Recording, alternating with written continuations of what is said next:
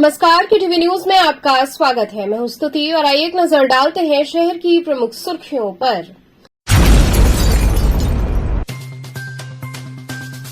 ईद उल अजहा पर अकीदत के साथ शहर की मस्जिदों व ईदगाहों में अदा हुई नमाज, सुरक्षा के रहे व्यापक प्रबंध।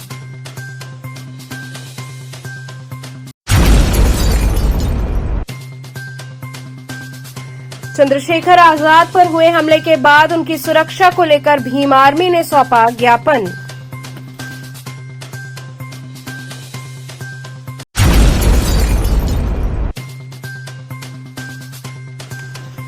टमाटर के दामों में बढ़ोतरी से लोग हुए परेशान। 120 रुपए प्रति किलो मिल रहे टमाटर की खरीद हुई कम।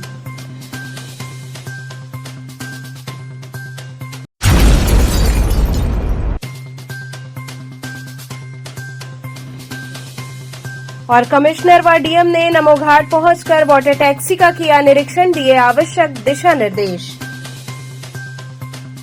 और अब खबरें विस्तार से। ईद उल अजहा पर अकीदत के साथ शहर की मस्जिदों व ईदगाहों में नमाज अदा की गई, वहीं सुरक्षा के मद्देनजर व्यापक प्रबंध रहे। वाराणसी में ईद उल अजहा शांतिपूर्ण ढंग से हर्षोल्लास के साथ मनाया गया। इस दौरान शहर के सभी मस्जिदों ईदगाहों में बकरीद की नमाज अदा हुई। मौलानाओं ने बकरीद की नमाज अदा कराते हुए लोगों से शांतिपूर्ण ढंग से पर्व को मनाने के लिए अपील की। इस दौरान लाट सरेया स्थित लाट मस्जिद पर नमाज अदा की गई। मौके पर हजारों मुस्लिम बंधुओं ने पहुंचकर बकरीद की नमाज अदा की और अमन चैन की दुआ की। बकरीद के अवसर पर प्रशासन की ओर से भी सारी व्यवस्थाएं सुचारू रूप से दुरुस्त करा ली गई थी, जिसमें जैतपुरा आदमपुर थाने की पुलिस फोर्स को मौके पर तैनात किया गया था। साथ ही साथ पीएससी बल को भी सुरक्षा के दृष्टिगत तैनात किया गया। नमाज अदा मौलाना जियाउर रहमान ने कराया। नमाज के बाद लोगों ने एक दूसरे को बकरीद की शुभकामनाएं दी और गले मिलकर भाईचारे का संदेश दिया। नमाज के दौरान उपस्थित अधिकारियों ने भी त्योहार को शांतिपूर्वक मनाने की अपील के साथ बकरीद की शुभकामनाएं दी। Commissioner Muthashok Jain, DCP Kashi zone RS Gautam सहित भारी संख्या में पुलिस व पीएससी के जवान मौजूद रहे। ये सर और छाता ऊपर कर दीजिए सर। छाता कोई और पकड़ लीजिए। ये अरे ठीक है, ये भी एक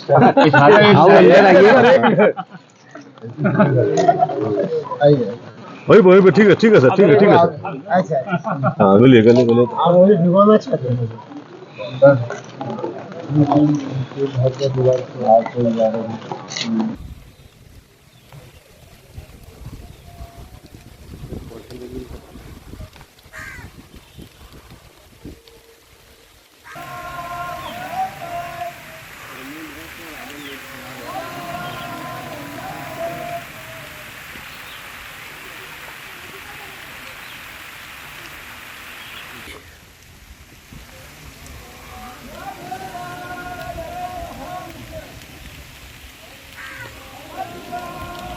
पढ़ें इन्नी वज्जहतु वजहिया लिल्लज़ी फ़तरस समावाति वल अर्द हनीफ़ा वमा अना मिनल मुशरिकीन इन्ना सलाती व नुसुकी व महयाया माती लिल्लाहि रब्बिल आलमीन। बकरीद के मौके पर क्या कहना चाहेंगे, किस तरह की कानूनी व्यवस्था है?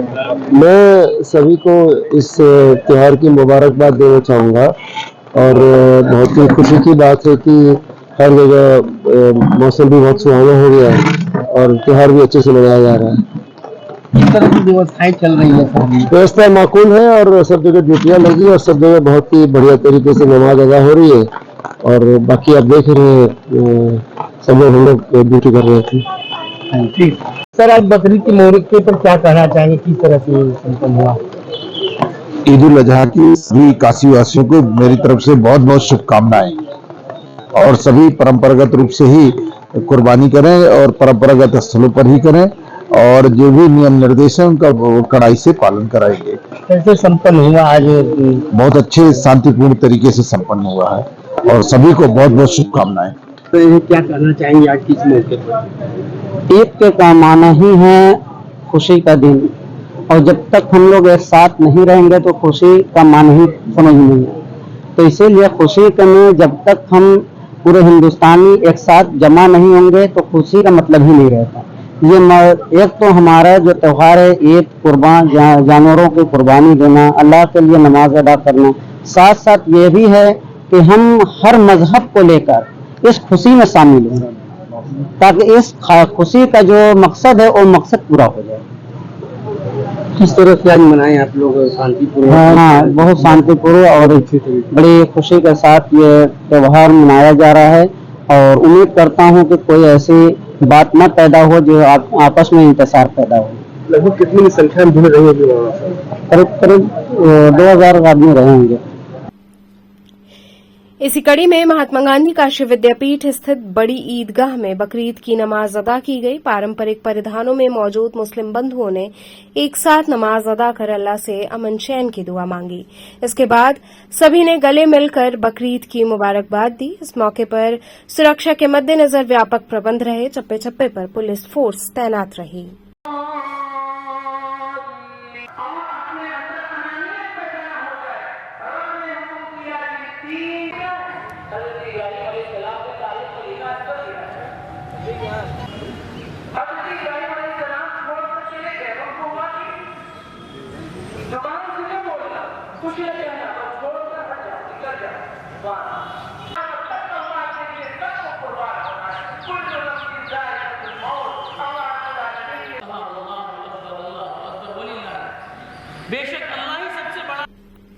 इसी क्रम में कुर्बानी के पर्व बकरीद की नमाज नदेसर मस्जिद में अदा की गई। इस पर्व को ईद उल अजहा और ईद कुर्बानी के नाम से जाना जाता है। आपको बता दें कि आज के दिन लोग पहले सुबह नमाज पढ़ते हैं और उसके बाद कुर्बानी दी जाती है। इस परंपरा को निभाते हुए मुस्लिम बंधुओं ने मस्जिद व ईदगाह में पहुंचकर नमाज अदा की। इसके बाद जानवरों की कुर्बानी दी गई।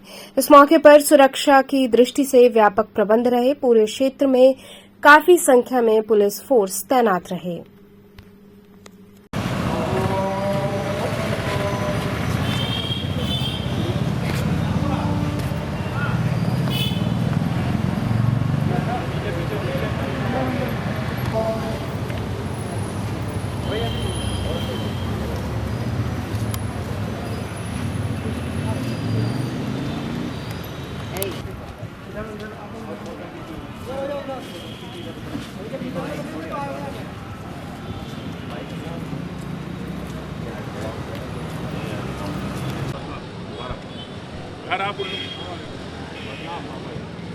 यहाँ पर सभी मस्जिदों और ईदगाहों में सुरक्षा के पुख्ता प्रबंध किए गए हैं। सब जगह पुलिस की ड्यूटियाँ लगाई गई हैं और इससे पहले भी सब लोगों को, धार्मिक व्यक्तियों को बुलाकर सबसे पीस कमेटी मीटिंग में सबसे अनुरोध किया गया और जो भी सुरक्षा के इंतजाम थे सबको अवगत कराया गया था। साथ ही ये भी निर्देश दिया गया था कि सड़क पर कोई भी नमाज अदा नहीं की जाएगी और सभी लोग इस त्यौहार को बड़े हर्षोल्लास के साथ मनाएंगे। सभी जगह पर धीरे धीरे नमाज अदा की जा रही है और सारे पुलिस अधिकारी हैं वो ऑन रोड ही हैं और सुरक्षा के पुख्ता प्रबंध किए जा रहे हैं। जनता से अपील ही रहेगी कि बकरीद का त्यौहार है, बड़े हर्षोल्लास के साथ मनाएं, भाईचारे का प्रतीक है और साथ ही कोई सड़क पर अव्यवस्था न फैले, इस बात की भी पुलिस प्रशासन आपसे सहयोग की अपील करता है। और सभी लोग इस बात को ये समझें कि त्यौहार हैं जो आपसी भाईचारे के प्रतीक होते हैं, तो बड़े हर्षोल्लास के साथ इसको मनाना चाहिए। किसी भी अफवाह या रूमर में नहीं आना चाहिए और धार्मिक उन्माद है उसकी तरफ हमें नहीं जाना चाहिए। धार्मिक भाईचारा और सांप्रदायिक भाईचारे की तरफ ही हमें जाना चाहिए। चंद्रशेखर आजाद पर हुए हमले के बाद उनकी सुरक्षा की मांग को लेकर भीम आर्मी ने पत्रक सौंपा। भीम आर्मी के कार्यकर्ताओं ने अपने राष्ट्रीय अध्यक्ष चंद्रशेखर आजाद की सुरक्षा को लेकर राज्यपाल को संबंधित पत्रक एसीएम फर्स्ट के माध्यम से सौंपा। आजाद समाज पार्टी के राष्ट्रीय अध्यक्ष के ऊपर हुए हमले को लेकर भीम आर्मी के कार्यकर्ता लामबंद हुए। कार्यकर्ताओं की मांग है कि उनके राष्ट्रीय अध्यक्ष के ऊपर हमला करने वाले लोगों की गिरफ्तारी हो, उन पर सख्त से सख्त कार्रवाई की जाए। कार्यकर्ताओं ने कहा, अगर हमारी बातें सरकार या जिला प्रशासन नहीं मानती है तो हम लोग उग्र आंदोलन करने के लिए बाध्य होंगे।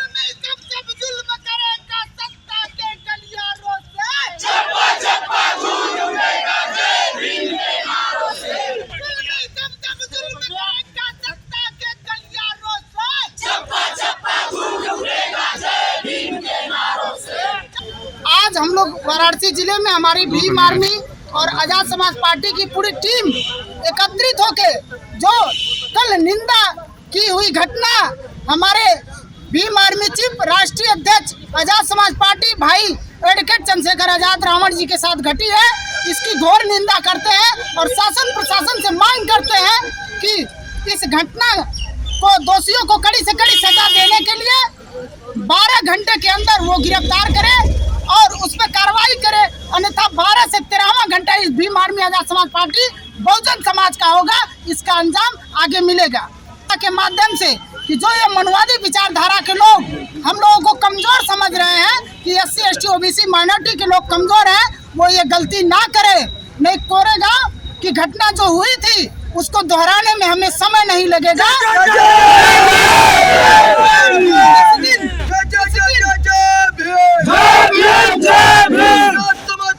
विचारधारा के लोग ये ना समझे कि ये मजदूर गरीब तबके के लोग जो है खाली मजदूरी करने के लिए होते हैं।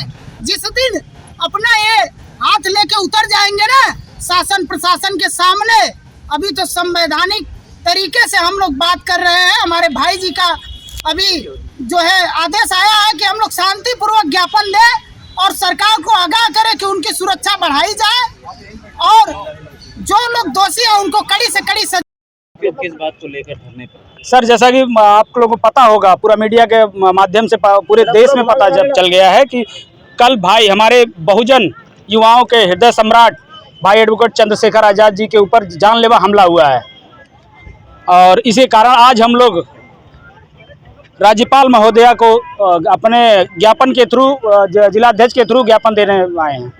मांगे क्या मांगे हमें भाई को Z+ सुरक्षा देने की है और जहां तक होता है हमलावरों को कड़ी से कड़ी कार्रवाई की जाए, इसके लिए हम लोग इकट्ठा हुए हैं।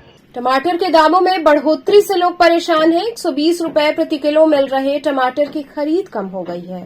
सब्जियां लेने पहुंच रहे लोगों के मुंह से इस समय आह निकल जा रही है। सब्जी मंडी में लोग टमाटर का दाम सुनते ही चौंक जा रहे हैं। इन दिनों टमाटर के भाव 120 रुपए प्रति किलो हो गया है। लोग आश्चर्यचकित इसलिए हो रहे हैं क्योंकि अचानक टमाटर के भाव में इजाफा हुआ है। उत्तर प्रदेश में टमाटर की कीमत में काफी इजाफा देखने को मिल रहा है। अचानक टमाटर के दामों में हुई इस बढ़ोतरी ने आम लोगों को हिलाकर रख दिया है। टमाटर हर घर के किचन का एक अहम हिस्सा है। अचानक दामों में हुए इस इजाफे ने लोगों के घर का बजट बिगाड़ दिया है। अचानक टमाटर के भाव में बढ़ोतरी की वजह यूपी समेत देश भर में मानसून आ गया है। बारिश होनी शुरू हो गई है, ऐसे में टमाटर समेत कई तरह की फसलें खराब हो गई हैं। इसका असर टमाटर पर भी पड़ा है और इसके दामों में अचानक इजाफा हुआ है। वहीं कुछ लोगों की माने तो इस बार प्रदेश में गर्मी बहुत ज्यादा पड़ी, जिसकी वजह से पैदावार भी बहुत कम हुई। पैदावार कम होने से मंडियों में आवक कम हो गया है, जिससे टमाटर सहित अन्य सब्जियों के दाम आसमान छू रहे हैं। विकास कुमार पांडे ने कहा कि हर साल देखा जाता है कि मौसम की वजह से सब्जियों के दाम में काफी इजाफा हो जाता है। इस बार तो टमाटर 120 रुपए किलो बाजार में मिल रहा है। उन्होंने कहा सिर्फ टमाटर ही नहीं, अन्य सब्जियों के दामों में भी इजाफा हुआ है, जिससे घर का खर्च चलाना मुश्किल हो गया है। सुंदरपुर सब्जी मंडी के फुटकर सब्जी की दुकान लगाने वाले दुकानदार ने कहा कि पिछले 3-4 दिनों में टमाटर के दाम में इजाफा हुआ है। मौजूदा समय में टमाटर 120 रुपए किलो बिक रहा है। सब्जी कारोबारी बबलू कुमार गुप्ता ने बताया कि जब से टमाटर 100 से 120 रुपए किलो हुआ है, तब से 50% लोगों ने अब टमाटर लेना बंद कर दिया है। यहाँ कारोबारियों को अब टमाटर का माल उठाने में डर लग रहा है कि नहीं बिका तो इतना महंगा टमाटर खराब हो सकता है। टमाटर क्या भाव चल रहा है? 120।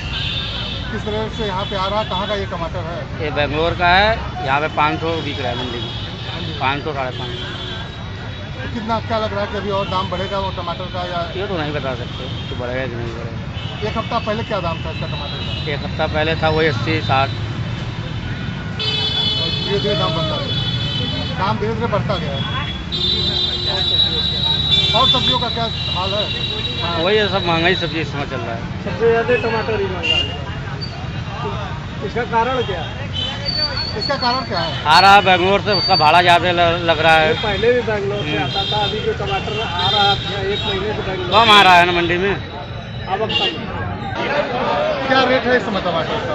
इस समय टमाटर रेट 500 रुपये पसेरी है। आप लोग थोक व्यापारी हैं?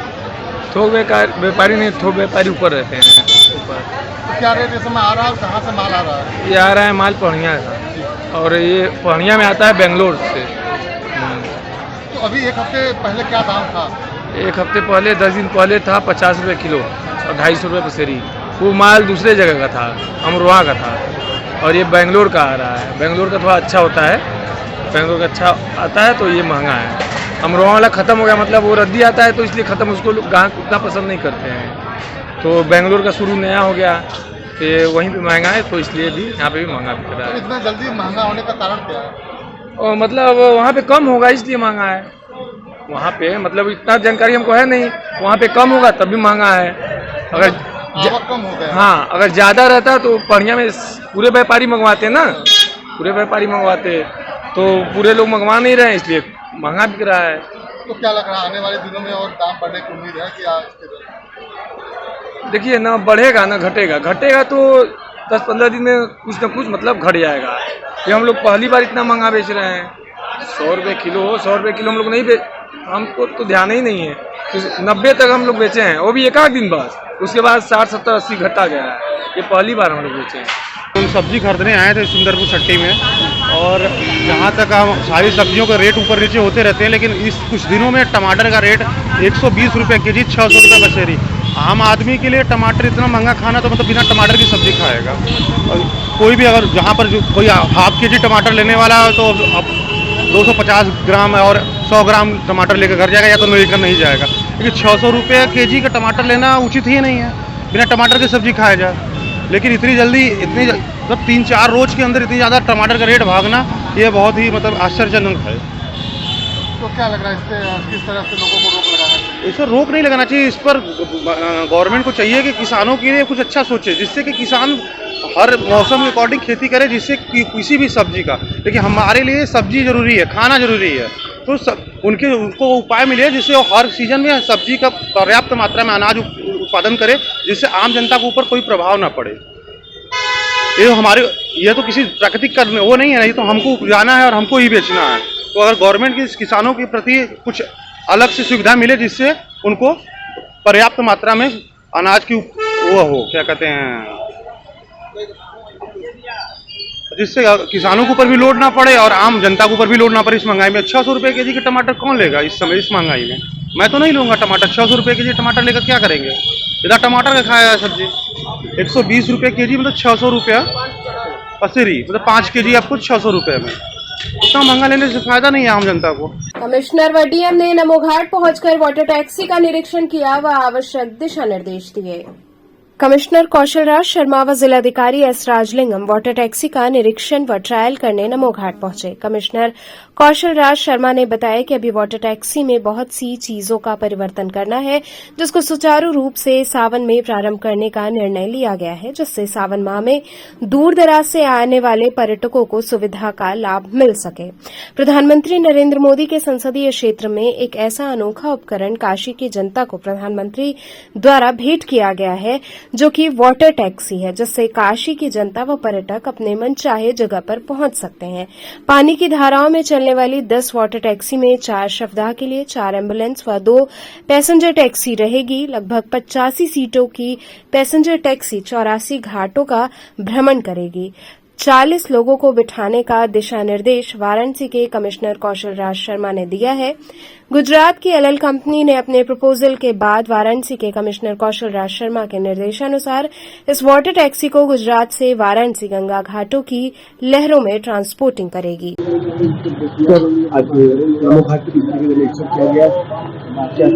नमो घाट पे हम लोगों ने वाटर टैक्सी चलाने के लिए यहाँ पे पूरा का पूरा निरीक्षण किया है, और सीएसआर के माध्यम से 10 नाव वाराणसी को प्राप्त हुई है। इसी को कैसे हम लोग पैसेंजर बोट में कन्वर्ट करके 80 घाट या नमो घाट से और राजघाट से कैसे मंदिर तक वाटर टैक्सी चला सकते हैं, उसी के बारे में अधिकारियों ने विचार विमर्श किया है। बहुत ही जल्दी हमारी योजना की सावन के महीने में ही हमारी वाटर टैक्सी चालू हो जाए और एक निश्चित अंतराल पे वे चलें, ताकि निश्चित अंतराल पे उतने बजे वहाँ पे वाटर टैक्सी लोगों को जरूर मिले। अगर निश्चित अंतराल से टैक्सी चलेंगी तो विश्वनाथ मंदिर में गंगा द्वार से जाने वालों की संख्या बढ़ेगी, जो कि हम चाहते हैं कि सड़क ज्यादा लोग नदी के माध्यम से आके गंगा द्वार से मंदिर में एंट्री करें।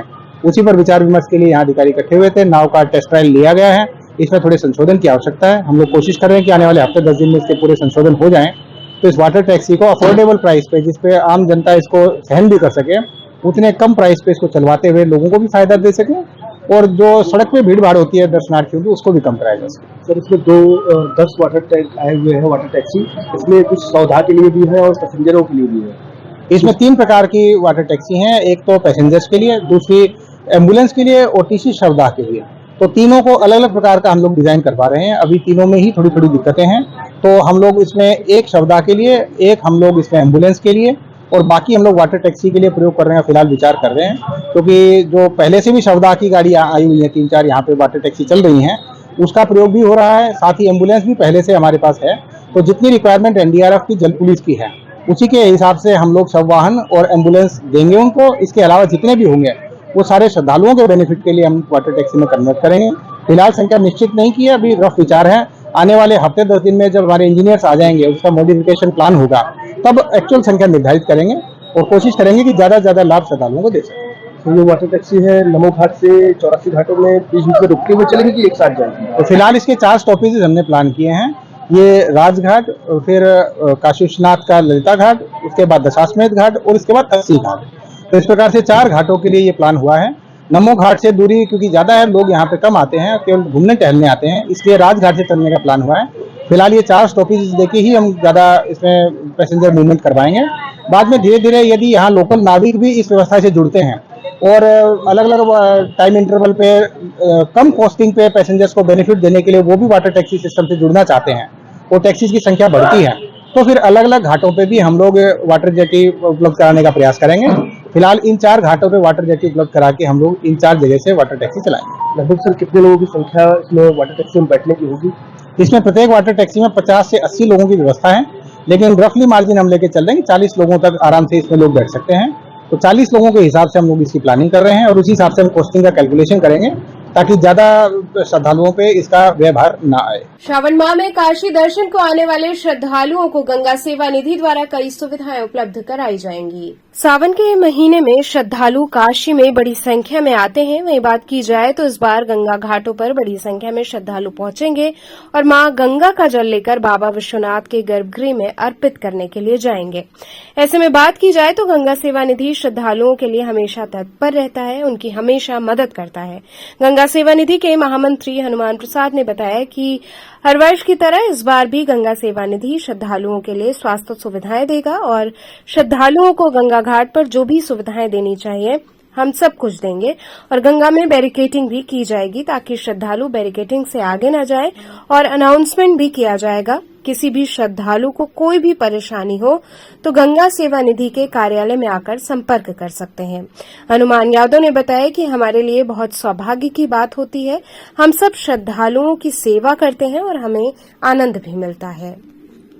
इनके लिए किस तरह की व्यवस्था रहेगी? देखिए, ये बड़ा सौभाग्य का बात है कि सावन इस बार 2 महीने का लगा है। सावन के पावन पर्व पर आए हुए सभी श्रद्धालुओं को, चाहे देश विदेश के, गंगा सेवा निधि और काशी स्वागत करती है। हम गंगा आरती की तरफ से उनके लिए एक अच्छा सा व्यवस्था करेंगे ताकि हमारे यात्रियों को किसी भी तरह का कोई भी दिक्कत का सामना न करना पड़े। हम उनको बैठने का प्रबंध करेंगे, हम उनके लिए अलाउंस करेंगे, हम उनके मेडिकल के लिए काम करेंगे।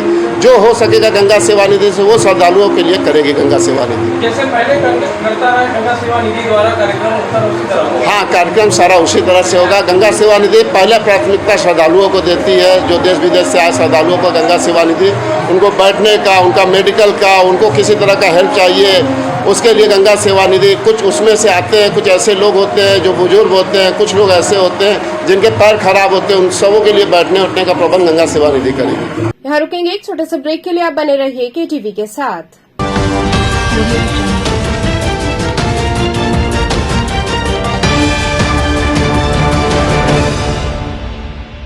खबरों से जुड़े रहने के लिए हमारे चैनल KTV वाराणसी को सब्सक्राइब करें और लेटेस्ट अपडेट्स के लिए बेल आइकन को प्रेस करें।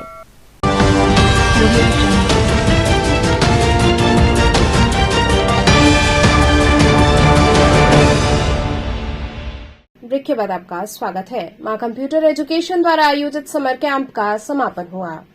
मां कंप्यूटर एजुकेशन दारानगर द्वारा चल रहे समर कैंप का समापन समारोह आयोजित हुआ। मां कंप्यूटर एजुकेशन संस्था के सचिव रत्नेश कुमार गुप्ता ने दीप प्रज्वलित कर कार्यक्रम की शुरुआत की। इस दौरान 40 दिनों तक सुबह शाम चल रहे समर कैंप में 30 बेस्ट टीचर्स व मैनेजमेंट टीम को सम्मानित किया गया। रत्नेश कुमार गुप्ता ने बताया कि आज के युग में इस प्रकार का प्रशिक्षण शिविर महिलाओं के लिए बहुत जरूरी है। कार्यक्रम का शुभारंभ अनीशा ग्रुप से कत्थक द्वारा स्वागत गीत गणेश वंदना से हुआ। इसके बाद सृष्टि ग्रुप के नन्हे मुन्ने बच्चों द्वारा नृत्य किया गया। इसके बाद निमी ग्रुप के बच्चों द्वारा नृत्य किया गया। ब्यूटिशियन रैंप शो में दुल्हनों के श्रृंगार को बहुत ही खूबसूरती से प्रस्तुत किया गया। महाभारत द्रौपदी चीरहरण पर नाटक प्रस्तुत हुआ। वहीं स्केटिंग पर वंदे मातरम गीत पर नृत्य प्रस्तुत किया गया। इसके साथ ही योगा, मार्शल आर्ट इत्यादि का प्रदर्शन हुआ। इस मौके पर प्रतिभागियों को प्रथम, द्वितीय व तृतीय पुरस्कार भी दिया गया। कार्यक्रम में नीलू, अमित कुशवाहा, पूर्णिमा सेठ, तनीषा गुप्ता, खुशबू अग्रवाल इत्यादि लोग उपस्थित रहे।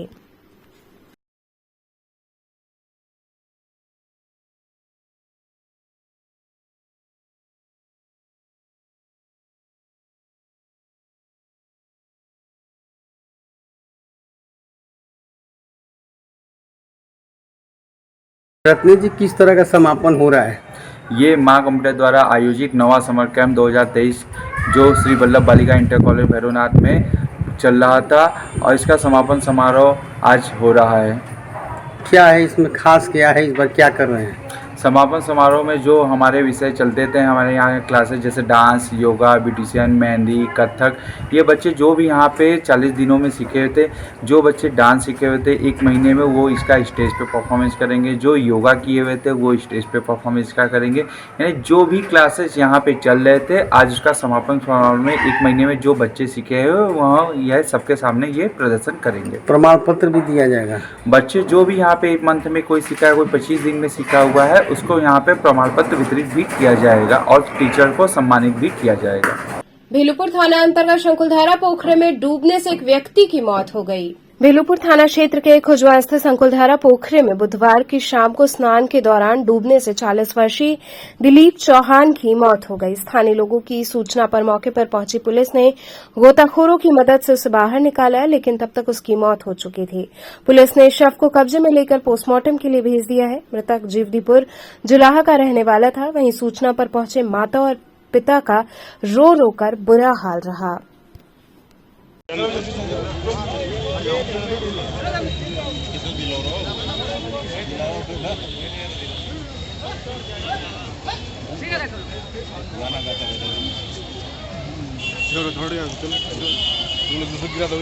क्यों ऐसा कर रहा है?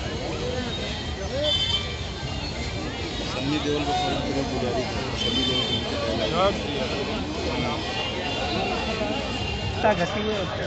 असल में एक लेबर है जो है ईटा उटा वो ढोता था, जो है वो जीदीपुर का निवासी है। डी बाबा मंदिर के जस्ट बगल में उसका घर है। उसका नाम दिल्लू है। वही पोखरा में उतरा है नहाने के लिए, वही डूबा है। क्या कारण था कुछ मालूम चला? वो सब कुछ अभी जानकारी नहीं। मेंटल डिस्टर्ब लगा था, वो थोड़ा सा नशा वशा करता था। क्या घटना घटी है? घटना ये घटी है साहब कि वो आया है घूमते फिरते, दारू पिया था, बड़ो करते हुए गया, गाली देते हुए गया। हम माला बांध रहे थे तब से कूद गया, तुम्हारा चिल्लट होने लगा, बचाओ बचाओ बचाओ, तब से वो अंदर ही रह गया, ऊपर ही भी नहीं किया है। अच्छा, लड़के के विषय में कोई जानकारी है? कहाँ का था, क्या नाम ये था? जूधीपुर का रहने वाला है। क्या नाम था उसका? नाम तो ढिल्लू ढिल्लू सब बुलाते हैं। अच्छा। हाँ। कुछ मालूम नहीं चला? नहीं। परिवार को सूचित किया? नहीं, परिवार को सूचित तो भाई प्रशासन लोग किए होंगे, तभी तो हमको इसकी जानकारी नहीं है। एनएसयूआई के कार्यकर्ताओं ने सब्जी के दामों में हुई बढ़ोतरी के विरोध में जमकर धरना प्रदर्शन किया। भारत माता मंदिर के पास चंदवासट्टी पर एनएसयूआई के कार्यकर्ताओं ने सब्जी के दाम में बढ़ोतरी को लेकर के विरोध प्रदर्शन किया। वाराणसी एनएसयूआई के कार्यकर्ताओं ने भाजपा सरकार के खिलाफ सब्जी के दाम में बढ़ोतरी को लेकर धरना प्रदर्शन किया। एनएसयूआई जिलाध्यक्ष ऋषभ पांडे ने कहा कि जिस तरह भाजपा सरकार रसोई घर पर वार कर रही है, भारत की गृहस्थ महिलाएं परेशान हैं।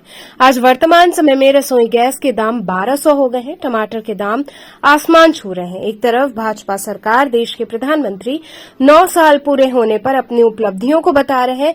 इस सरकार की एक सबसे बड़ी उपलब्धि है महंगाई, जिससे भारत का हर नागरिक परेशान है। उन्होंने कहा कि हम सब एनएसयूआई के साथ ही विरोध करते हैं और अगर महंगाई कम नहीं हुई तो आगे बड़ा आंदोलन करने हेतु बाध्य होंगे। इस कार्यक्रम में मुख्य रूप से एनएसयूआई जिलाध्यक्ष ऋषभ पांडे, महानगर अध्यक्ष संदीप पाल, प्रदेश उपाध्यक्ष प्रफुल्ल पांडे आदि कार्यकर्ता शामिल रहे। ऋषभ, आप लोग क्यों प्रदर्शन कर रहे हैं, क्या कारण है? देखिए, आज हम सभी एनएसयूआई के साथी, संपूर्णानंद विद्यालय के छात्र, विद्यापीठ के छात्र, तमाम बनारस के एनएसयूआई छात्र जो महंगाई से थक चुके हैं, जिनकी माँ घर में परेशान है, आज घर की माँ आंसू रो रही हैं, उनके आंख से पानी निकल रहा है। लगातार महंगाई बढ़ती जा रही है, सब्जियों के दाम बढ़ोतरी हो रही है, गैस के दाम बढ़ रहे हैं। आज वर्तमान समय देखा है टमाटर 100 रुपये किलो है, अदरक 250 रुपये किलो है। आज उसी के विरोध में हम लोग यहाँ धरना प्रदर्शन किए हैं। देखिए, 9 वर्ष पूर्ण होने पर नरेंद्र मोदी जी जगह जगह जनसभा कर रहे हैं। साफ तौर पे देखा जाए, कुछ जगह जनसभा वो कैंसिल कर दे रहे हैं जहाँ जनता उनकी विरोध कर रही है, और वो 9 वर्ष पूर्ण होने पर उत्सव मना रहे हैं। और वो बोल रहे हैं भारत के नागरिक को महंगाई कम किया हूँ और हर एक भारत के नागरिक को शुद्ध जीवन यापन करने का ऐसा मौका दिया हूँ कि शांतिपूर्ण तरीके से जीवन यापन कर सकता है। पर आप देख सकते हैं, धरातल स्तर पर देख सकते हैं कि लगातार महंगाई बढ़ रही है। गैस के दाम इस टाइम 1200 रुपये हो गए हैं, अदरक के दाम देखिए, आलू के दाम देखिए, प्याज के दाम देखिए, लगातार महंगाई बढ़ती आ रही है। उनकी सरकार पूरे तरीके से निकम्मी सरकार है, भाजपा सरकार। मैं इस सरकार का विरोध करता हूं, और अगर महंगाई कम नहीं होगी, गृहस्थी पे वार करते रहेंगे, तो आज के समय में हम सभी एनएसयूआई के छात्र जमीन पर उतरे, कल कांग्रेस पार्टी और राहुल गांधी, प्रियंका गांधी उतरने काम करेंगे। स्मारक ग्रंथ ज्योतिष्क के विमोचन कार्यक्रम की जानकारी पत्रकार वार्ता के दौरान दी गई। पंडित अयोध्यानाथ शर्मा मार्गेश्वर गंगी वाराणसी स्थित प्रमोद पाठशाला के विश्वविख्यात देवज्ञ ज्योतिषाचार्य पंडित शंभुनाथ शर्मा की स्मृति संचय स्मारक ग्रंथ ज्योतिष्क का विमोचन भारत रत्न महामना पंडित मदन मोहन मालवीय के पौत्र न्यायमूर्ति पंडित गिरधर मालवीय करेंगे। विमोचन कार्यक्रम की अध्यक्षता दक्षिण भारत हिंदी प्रचार सभा चेन्नई एवं नेहरू ग्राम भारती डीम्ड यूनिवर्सिटी प्रयाग के पूर्व कुलपति वरिष्ठ पत्रकार प्रोफेसर राम मोहन पाठक करेंगे। ये कार्यक्रम आगामी 3 जुलाई को महमूदगंज स्थित बैंक्वेट हॉल में संपन्न होगा। ये जानकारी पंडित शंभुनाथ शर्मा के पुत्र प्रख्यात ज्योतिषाचार्य पंडित उमंगनाथ शर्मा एवं दक्षिण भारत हिंदी प्रचार सभा चेन्नई एवं नेहरू ग्राम भारती डीम्ड यूनिवर्सिटी प्रयाग के पूर्व कुलपति वरिष्ठ पत्रकार प्रोफेसर राम मोहन पाठक एवं पुस्तक के संयोजनकर्ता वेद प्रकाश मिश्र ने संयुक्त रूप से पत्रकारों से बातचीत के दौरान दी। वो क्या करने जा रहे हैं, क्या है कार्यक्रम? ये एक पुस्तक का प्रकाशन हो रहा है।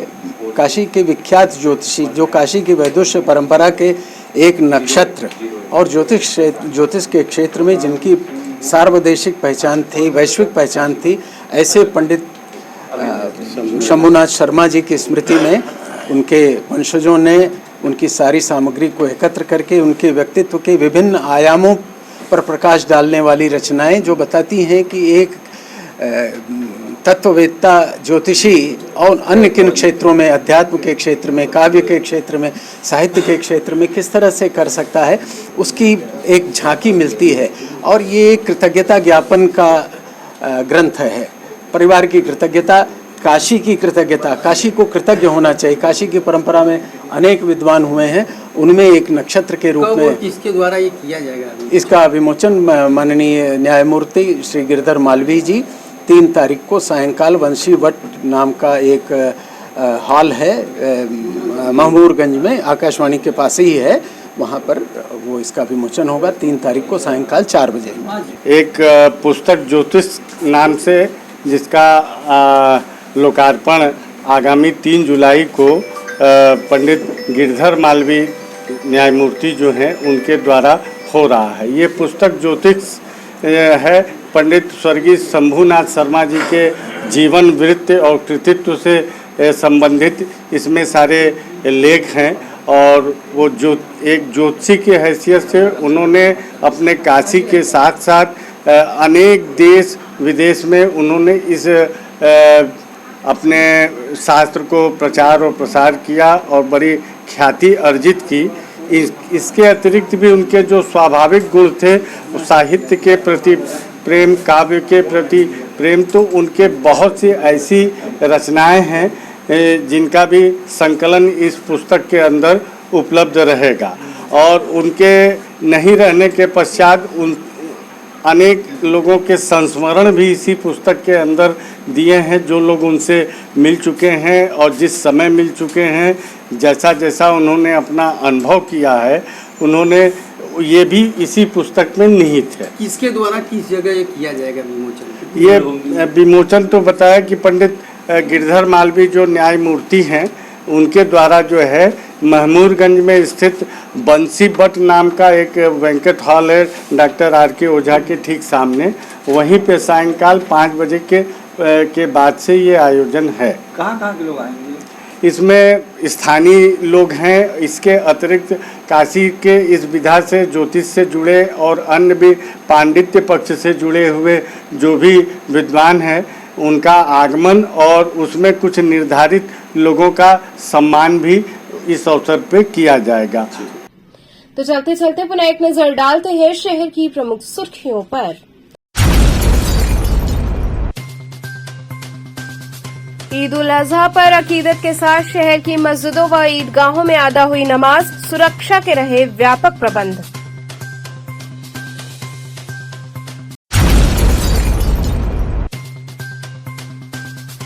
चंद्रशेखर आजाद पर हुए हमले के बाद उनकी सुरक्षा को लेकर भीम आर्मी ने सौंपा ज्ञापन।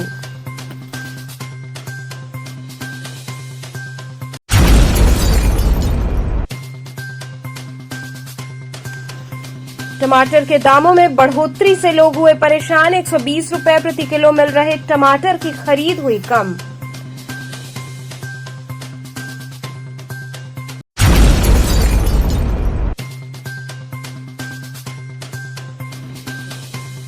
और कमिश्नर व डीएम ने नमो घाट पहुंचकर वाटर टैक्सी का किया निरीक्षण, दिए आवश्यक दिशा निर्देश। तो ये थे आज के समाचार, कल फिर होगी मुलाकात, तब तक के लिए नमस्कार।